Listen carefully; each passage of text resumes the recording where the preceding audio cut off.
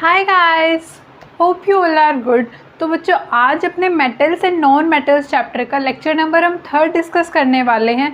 और last lecture में हमने डिस्कस किया था बच्चों केमिकल प्रॉपर्टीज़ के बारे में with air and with water. तो आज हम नेक्स्ट 2 प्रॉपर्टीज़ डिस्कस करेंगे कि मेटल्स एसिड के साथ कैसे रिएक्ट करते हैं और मेटल जब एक दूसरे मेटल के साथ रिएक्ट करता है तो हमारे पास क्या फॉर्म होता है और कैसे रिएक्शंस होती है, ठीक है।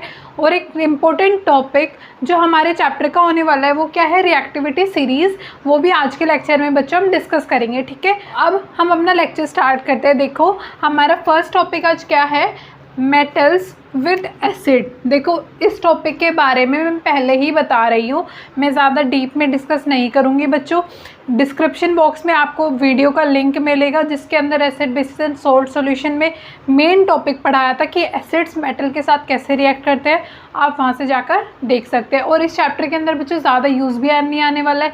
आप सबको होप पता ही होगा कि कैसे क्या रिएक्शंस होती है मेटल एसिड के साथ। बस आपको मैं गो थ्रू करा देती हूँ एक बार। बस मेटल प्लस एसिड हमारे पास 2 चीज़ों का फॉर्मेशन होता है बच्चों, सोल्ट एंड हाइड्रोजन गैस हमारे पास लिबरेट होती है। मींस एक मेटल जब भी एसिड के साथ रिएक्शन कराएगा तो हमारे पास एक सोल्ट का फॉर्मेशन होगा और एक हाइड्रोजन गैस लिबरेट होगी। अब देखो एक एग्जांपल दिखा देती हूँ। हमने मेटल क्या लिया बच्चों, Zn ले लिया, एसिड हमने ले लिया चलो H2SO4। H2SO4 क्या होता है, सल्फ्यूरिक एसिड। उसके बाद इसका सोल्ट क्या फॉर्म होगा बच्चों, सोल्ट फॉर्म होगा ZnSO4 प्लस H2 हमारे पास क्या हो जाएगी, लिबरेट हो जाएगी। तो यहीं पर ये टॉपिक ख़त्म होता है, मेटल्स एसिड के साथ कैसे रिएक्ट करते हैं, सोल्ट और H2 का फॉर्मेशन हो जाता है बस। उसके बाद बच्चों जो अपनी नेक्स्ट केमिकल प्रॉपर्टीज़ है मेटल्स विद अदर मेटल्स, इससे पढ़ने से पहले हम एक इम्पोर्टेंट टॉपिक जो अपना है वो देखते हैं, रिएक्टिविटी सीरीज़। देखो NCERT पेज नंबर 45 पर बच्चों अच्छे से लिखा हुआ है रिएक्टिविटी सीरीज़ के बारे में कि ये क्या होती है। Reactivity series is list of metals arranged in the order of decreasing order of reactivity. Means reactivity series एक ऐसी लिस्ट होती है मेटल्स की जो टॉप टू बॉटम जाते हैं बच्चों हम लोग, तो क्या होती है रिएक्टिविटी हमारे पास क्या होती है, डिक्रीज़ होती है।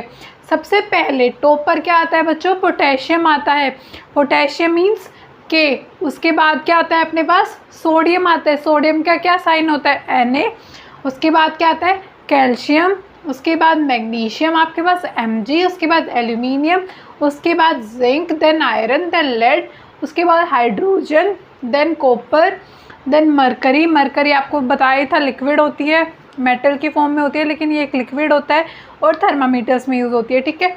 और उसके बाद Ag means silver, Au means gold. ये रिएक्टिविटी जैसे सबसे मोस्ट रिएक्टिव मेटल कौन सा होता है बच्चों, पोटेशियम।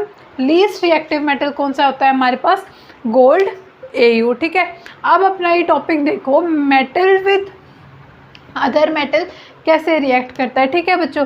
लेकिन इससे पहले आप रिएक्टिविटी सीरीज़ के अंदर से क्या मुझे ये देखकर बता सकते हैं, आयरन और कॉपर में से ज़्यादा रिएक्टिव कौन सा है बच्चों, आयरन ज़्यादा रिएक्टिव है क्योंकि आयरन क्या होता है रिएक्टिविटी सीरीज़ में क्या आ रहा है, ऊपर आ रहा है, ठीक है। और कॉपर क्या आ रहा है, उससे नीचे आ रहा है। तो इसीलिए मोस्ट रिएक्टिव मेटल कौन सा होगा, आयरन हो। टॉपिक जो था रिएक्टिविटी सीरीज़ का डिस्कस कर लिया। अब हम अपने मेन टॉपिक पर चलते हैं जिसके लिए हमें रिएक्टिविटी सीरीज़ पढ़ना ज़रूरी था। तो अपना मेन टॉपिक बच्चों क्या था कि मेटल्स विद अदर मेटल्स कैसे रिएक्ट करता है। मीन्स एक मेटल दूसरे मेटल के साथ कैसे रिएक्ट करता है, ठीक है। अब देखो इसमें हमारे पास बच्चों जनरल इक्वेशन क्या कहती है कि मेटल A, हमने A मेटल एक लिया और दूसरे मेटल का बच्चों हमने क्या लेना है, सोल्ट सॉल्यूशन लेना है, ठीक है। उसके बाद हमारे पास क्या फॉर्म होता है जब हम A मेटल लिया हमने और हमने दूसरे का सोल्ट सॉल्यूशन लिया, ठीक है। हमारे पास फॉर्म होता है salt solution of metal A and metal B। देखो जो मेटल लिया था बच्चों A हमने, उसका तो हमारे पास क्या बन जाता है, सोल्ट सॉल्यूशन। और जिसका हमने सोल्ट सॉल्यूशन लिया था बच्चों उसका क्या बन जाता है, मेटल B बन जाता है। अब जैसे एक एग्जांपल के थ्रू आप देखिए, Zn और Fe लेते हैं बच्चों। अब Zn Fe में से बताओ कौन सा ज्यादा रिएक्टिव है, दूसरी बार सेम यही चीज रिपीट हो रही है, जिंक क्या है, ज्यादा रिएक्टिव है एज कम्पेयर टू आयरन, ठीक है। तो बच्चों एग्जाम्पल में हमने Zn लिया, Zn क्या लिया हमने, मेटल A। अब देखो मेटल A हमने Zn लिया है तो हमारे पास रिएक्शन के बाद क्या फॉर्म होगा, मेटल A का सोल्ट सॉल्यूशन फॉर्म होगा। तो हमारे पास देखो सोल्ट सॉल्यूशन किसका बनेगा, ZnSO4, ठीक है। और हमने सोल्ट सॉल्यूशन जिसका लिया था उसका क्या बनता है बच्चों, मेटल बनता है, मीन्स FeSO4 का सोल्ट सॉल्यूशन था, तो हमारे पास क्या फॉर्म हुआ, मेटल फॉर्म हो गया, मीन्स आयरन मेटल हमारे पास निकल के आ जाता है, ठीक है। कुछ नहीं था बेटा, मेन आपको याद रखना है जिसका मेटल लेंगे उसका सोल्ट सॉल्यूशन फॉर्म हो जाता है, और जिसका सोल्ट सॉल्यूशन फॉर्म लेंगे रिएक्टेंट के अंदर, प्रोडक्ट के अंदर, उसका मेटल फॉर्म हो जाता है। देखो अब मैं आपको कुछ और एग्जांपल्स के थ्रू इसे क्लियर कराती हूँ। जैसे अब आप मुझे बताओ, अगर मैं मेटल ए लेती हूँ एल्यूमिनियम को, और मेटल बी जिसका सोल्ट सॉल्यूशन लेना होता है बच्चों उससे लेती हूँ Zn, तो क्या रिएक्शन पॉसिबल है, देख के बताइए रिएक्टिविटी सीरीज से।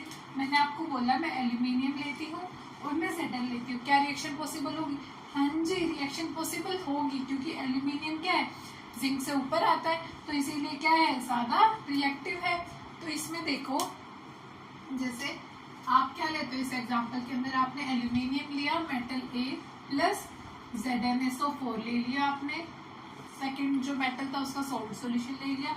अब आपके पास क्या फॉर्म हुआ बेटा, देखो Al2SO4 प्लस Zn, देखो मेटल ए था इसका सोल्ट सॉल्यूशन बन गया, जो मेटल बी का सोल्ट सॉल्यूशन था वो उसका क्या आ गया, मेटल बन के आ गया, ठीक है। एक और एग्जांपल देख लो, ज्यादा क्लियर हो जाएगा। अब देखो Zn और Fe का हो सकता है, Zn Fe का भी हो सकता है, जिंक ऊपर आता है आयरन से, Zn प्लस FeSO4, उसके बाद अपना क्या बन जाता है, यहाँ से ZnSO4 बन जाएगा प्लस Fe बन जाएगा, ठीक है।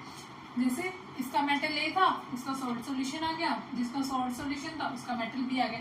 सिंपल बेटा, कुछ नहीं है, जो हमने केमिकल इक्वेशन में फर्स्ट चैप्टर के अंदर अपनी डिस्प्लेसमेंट रिएक्शन पढ़ी थी सेम उसी तरीके से है, ज्यादा आपको देखने की जरूरत नहीं है, मतलब जो डिस्प्लेसमेंट रिएक्शन के अंदर था वही सेम है। अब आप मुझे बताइए, अगर मैं कराती हूँ जिंक और एल्यूमिनियम की रिएक्शन, देखिए ये जरूर ध्यान रखना, जिंक और एल्यूमिनियम की रिएक्शन कराती हूँ, मैंने लिया जिंक प्लस Al2SO4। अभी बेटा जिसके हमने रिएक्शन का सोल्ट सॉल्यूशन फॉर्म किया था, इसका अगर एल्यूमिनियम का सोल्ट सॉल्यूशन लेती हूँ तो बच्चों रिएक्शन क्या पॉसिबल हो पाएगी, नहीं हो पाएगी बच्चों, नो रिएक्शन।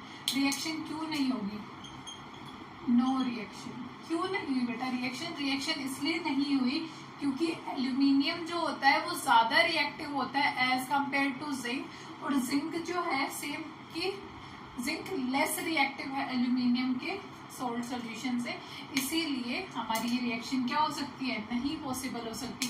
ऐसे ही अगर आप देखो पोटेशियम और सोडियम क्या हो सकते हैं कि हम पोटेशियम का सोल्ट सॉल्यूशन ले लें, सोडियम में से मेटल ले लें, पॉसिबल नहीं हो पाएगी बच्चों। अगर पोटेशियम को एज ए मेटल लेते हैं और सोडियम को हम एज ए सोल्ट सॉल्यूशन लेंगे तो पॉसिबल हो जाएगी।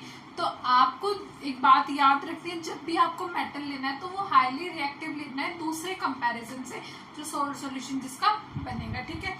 अब इसको ज्यादा क्लियर करने के लिए बच्चों हम अपना एक एनसीईआरटी के क्वेश्चन डिस्कस करेंगे, जो है आपके पेज नंबर 46 पर आप निकाल सकते हैं, इससे ज्यादा क्लियर हो जाएगा आपको। क्वेश्चन देखो, इसके अंदर आपको बोला है सैंपल्स ऑफ 4 मेटल्स, मीन्स आपको 4 सैंपल्स दे रखे हैं मेटल्स के ABCD, आपको बताना है फर्स्ट क्वेश्चन में कौन सबसे ज्यादा रिएक्टिव मेटल होगा। बच्चों देखो ए में आपको क्या बोला, आयरन सल्फेट के साथ कोई रिएक्शन नहीं हो रही, आपको बी में फिर कॉपर सल्फेट के साथ रिएक्शन पॉसिबल हो रही है, ठीक है।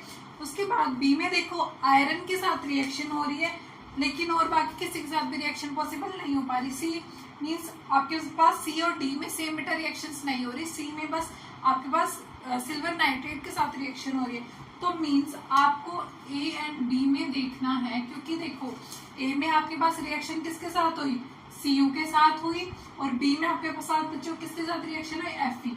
अब देखो ए केस में Cu के साथ रिएक्शन हुई, बी में किसके साथ हुई बच्चों, Fe के साथ। अब Cu और Fe में से बताओ आप मुझे कौन सा ज्यादा रिएक्टिव है, क्योंकि क्वेश्चन में पूछा आपको most reactive metal. Most reactive metal कैसे फाइंड करेंगे, रिएक्टिविटी सीरीज में जो सबसे ऊपर आ रहा होगा इन दोनों में वो हो जाएगा हमारा हाईली रिएक्टिव। तो Cu और Fe में कौन ऊपर आ रहा है बेटा, Fe ऊपर आ रहा है, तो मीन्स Fe जो होगा वो मोस्ट रिएक्टिव होगा। Fe कौन से केस में आ रहा है, बी केस में आ रहा है, तो मोस्ट रिएक्टिव मेटल हमारे पास कौन सा चला जाएगा, बी चला जाएगा, ठीक है। यही जो बाकी के पार्ट्स बचे हैं ये अपन जब एनसीईआरटी सॉल्यूशन करेंगे तब डिस्कस करेंगे। आई होप ये दोनों जो मैंने केमिकल प्रॉपर्टीज डिस्कस की हैं आपको बिल्कुल क्लियर हुई होंगी। कोई डाउट्स हो कमेंट सेक्शन में मेंशन कर देना, मैं उसे ज़रूर क्लियर करूँगी। और अगर आपको मेरा पढ़ाया हुआ प्लीज़ पसंद आया तो चैनल को सब्सक्राइब करना, वीडियो को शेयर करना एंड बेल आइकन को ज़रूर प्रेस करना ताकि आने वाली अपडेट्स वीडियोज़ की आपको जल्दी मिलती रहे। Thank you, see you in the next video.